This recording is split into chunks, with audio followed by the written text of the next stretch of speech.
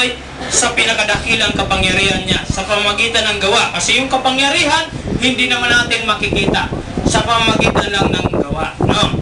Kaya huwag ninyong ikahiya, sapagkat kasama na ninyo ako, kaya magpatuturing kayo tungkol sa akin.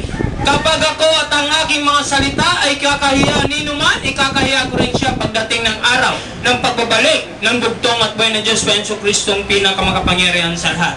Ayon yun po sa 1:15-27 at sa Lucas 9:26. No? At hindi naman to mga kapatid paramihan. Hindi naman to pagandahan. Hindi naman to kung ano-ano pang ano. Ang kailangan dito, sambahin natin siya sa Espiritu at katotohanan.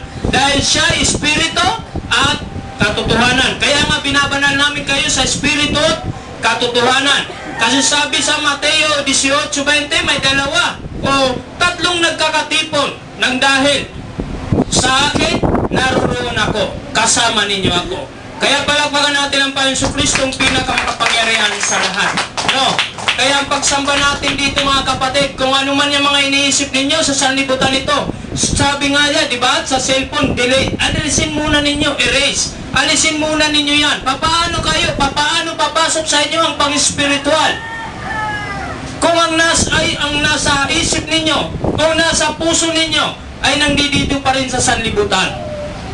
Tandaan natin mga kapatid, ang lahat ng ating nakikita at hindi nakikita, maging ang ating buhay, lilipas lang yan. Ngunit ang salita ng Diyos, mawala man ang langit at ang lupa at lahat ng yan, ang salita niya ay nagdadyan pa rin. Amen? Palakpakan natin ang Panginoong Kristo ang pinakamakapangyarihan sa lahat. Ito lamang natin, no? Ang pandinig natin, ang atensyon natin. Dahil ito hindi mo ito mabibili ng salapi. Ang salita ng Diyos. Maaari kang makabili ng pagkain kahit saan man tindahan. Pero ang salita ng Diyos, hindi mo ito mabibili mga kapatid. Kahit sabihin mong ikaw milyonaryo. Dahil sinabi sa banal na aklat, darating ang araw, lalaganap ang tagutom. Tandaan natin, dalawa ng dalawa. Tagutom sa pisikal, tagutom sa espiritual. Tandaan natin, hindi tayo maililigtas sa lahat ng pagkakataon ng ating salapi o ating karunungan na nandito lamang sa sanlibutan. Kung may sakuna, dapat nga natin itanong yan, no? Tulad nitong mga mag-ieleksyon na naman, no? Pasadaan ko lang muna. Sa bagay, nasa katotohanan tayo, no? Sabihin natin yung katotohanan. Diba? Lahat pangako, lahat plataforma, lahat yan, magagandang ano yan. Ang tanong, pag may sakuna, paano ka maligtas? Dito pa lamang yan sa lupa. Paano kayo maligtas? Kaya ba yan ang talino? Kaya ba yan ang salapi mo? Diba? Sakuna. Ang sakuna kasi, ibig sabihin yan mga kapatid, yan ay gawa. Gawa yan. May kapahintulutan dyan ang Panginoong Kristo na ating Diyos noon at magpakailanman. Kasi sabi doon sa Panagoy 3:37, ano man nangyari, kung mangyayari pa lang, may kapahintulutan siya. Sa 38, lahat ng mabuti at masama nasa ilalim ng kanyang kapangyarihan. Kaya saan tayo aasa? Diyan ba sa mga tao na yan? Ha? Tayong nakakilala ng katotohanan at pag-ibig ng nag-iisang bugtong at buhay na Diyos pa Jesu Kristong pinakamakapangyarihan sa lahat.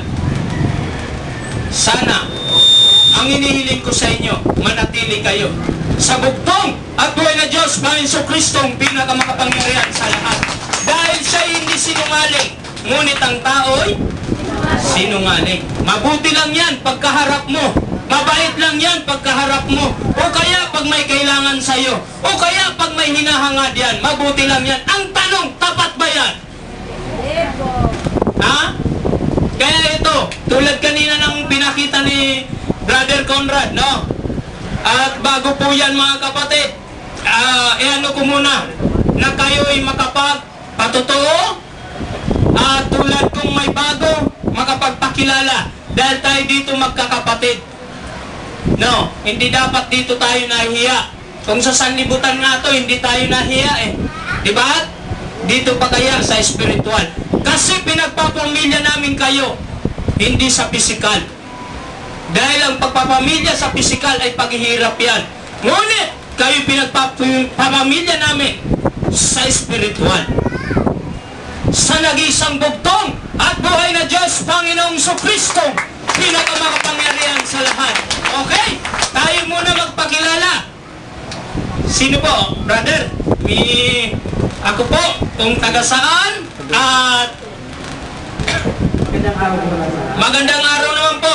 Ako pala si Jason Rizales. Taga saan po? Taga Bayo. Okay. Palapakan natin ang Panginoong Kristo, pinakamakapangyarihan sa lahat. Mapalad.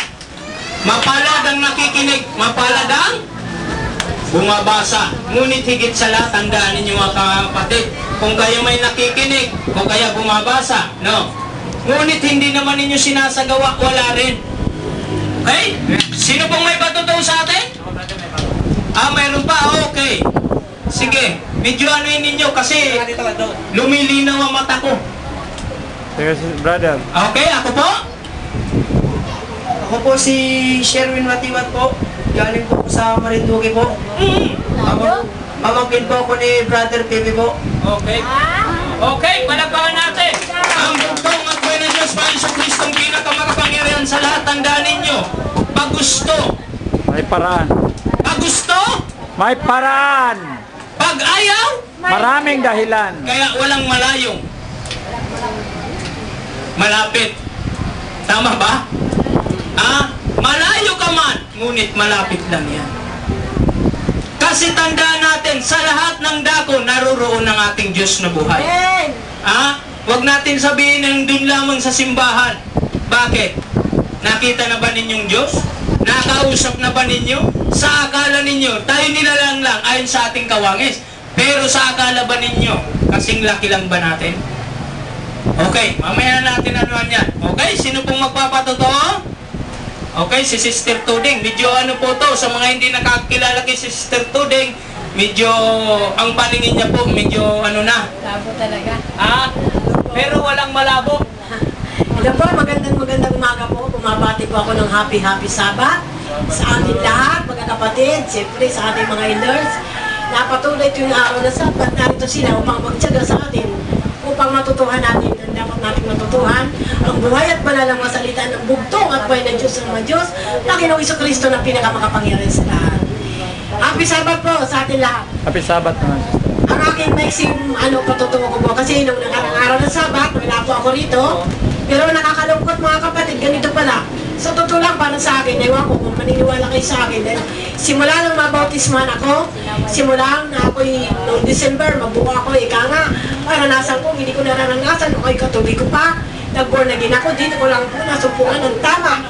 At talagang dito niyo matatagpuan ang katotohanan. Daan para sa buhay na walang hanggan. Ngayon po, itong patutugong to, talagang ako nung itong nakaraan ng Sabat, aligaga ako. Hindi po ako mapalagay.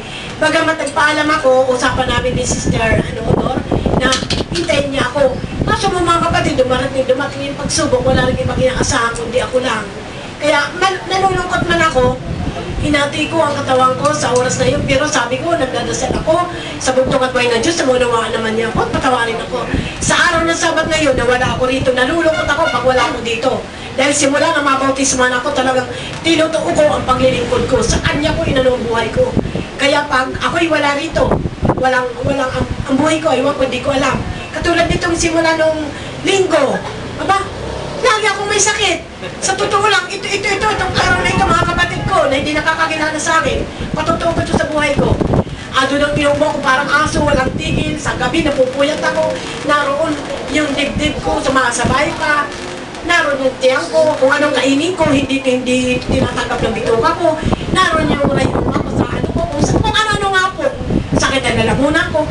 Sabi ko, di balik, magsamba lang ako, di balik, natutulang ako, di balik, di na lang ako kakanta. Ito nga yung dumating ako kanina, binigyan ako ng mic, sinubukan ko, ba, puri ng bugtong at buhay ng Diyos, talagang sabi ko sa kanya, paano ako makakapagpuri, paano ako makaka-awit, kung hahadlangan mo, kung magkakaroon ng hadlang, ang aking lalamunan, ang pakulo ko. Kaya sabi ko, bugtong at buhay na Diyos, sa iyo ako nananahan. Sa iyo ang buhay ko, inilalaan ko. Yung konting buhay, hanggang nabubuhay ako, sa Kanya ako maglilingkod. Dito pa rin sa chapter ng Bukawi, dito ako nag-umpisa, dito rin ang gusto ang buhay ko.